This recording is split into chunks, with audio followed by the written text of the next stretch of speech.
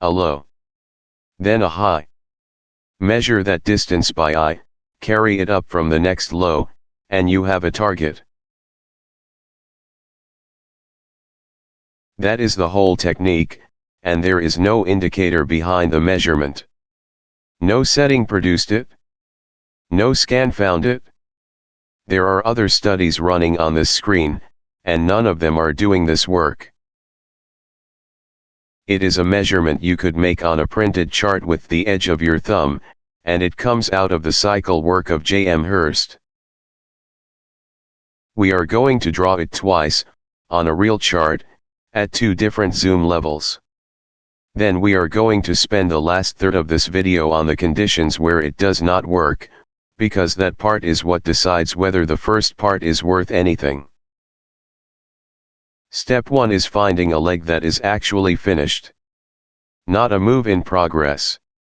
A low, a rise, and a high that has already rolled over, so the distance is a fact and not a guess. What you are looking at is a 5-range chart of the E-mini from April 13, 2026. Everything here already happened. The numbered box is hand-drawn, and the numbers only mark the sequence of the rotation. 1 is the first high. 2 is the low under it. 3 is the next high. 4 is the low after that. The leg we are going to measure is the one from 2 up to 3. That leg is complete. It has a bottom, it has a top, and price has already left it. Step 2 is the measurement, and the important words are by eye.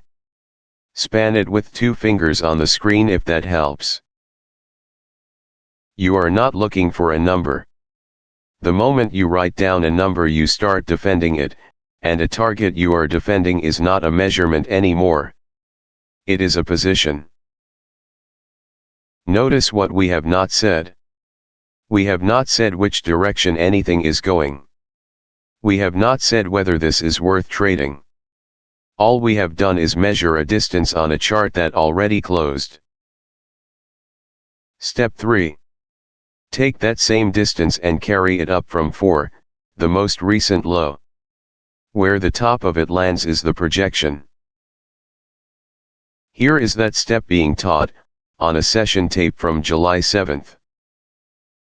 The projection here is from here to here, and you can see with visual reference it's not quite done yet. And that is the only question a projection answers. Not will it go there. Has it arrived yet, or has it not? Not quite done yet is a status. It is not a forecast. It means the measured distance has not been covered. It does not mean it is going to be. Those are 2 completely different sentences, and most of the damage in this business happens in the gap between them. Same tape, 8 seconds later. This distance will get projected forward or projected upward to complete that target. You can just use your eye. Second time. Same chart, zoomed in, so you can see the technique does not care what time frame you are on. Same 3 steps. Find the finished leg. Span it.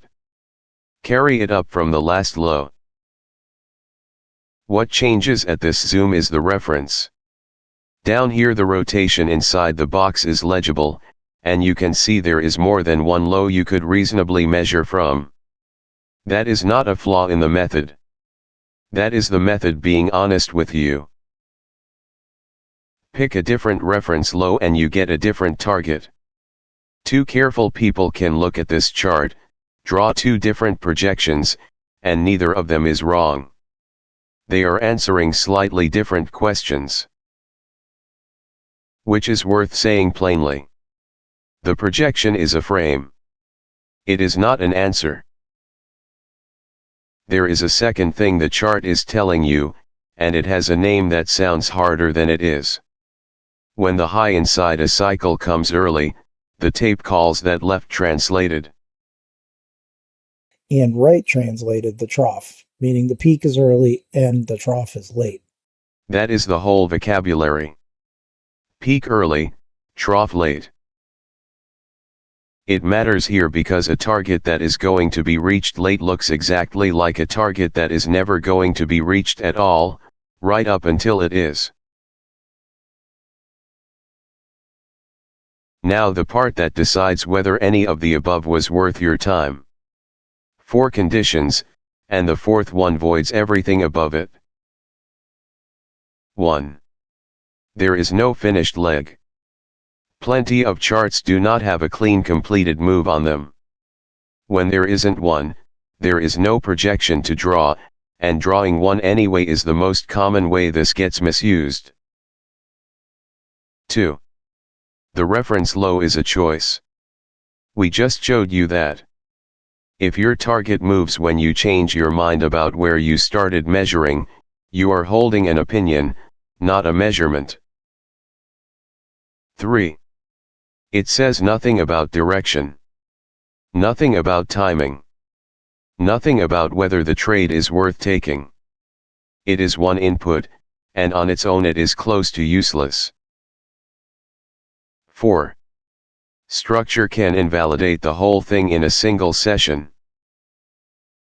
Here is number 4, on crude oil, from a session tape recorded on July 3rd. Recorded, not live, and the date is on screen. That's a valid trend line, and you can't break it like that. When a structure that was holding gets broken with that kind of force, the cycle red that depended on it is gone, and so is any target you drew off it. You do not get to keep the projection. You redraw, or you walk away. And walking away is a real answer, not a failure to find one. So, find a leg that is finished. Span it by eye. Carry that distance up from the last low. Then ask the one question, has structure arrived there, or has it not? That is it. You can do it today, on whatever you already have open. Better, do it on a chart from last year, where you already know how it turned out. That is the honest way to test a technique. On charts where you cannot fool yourself.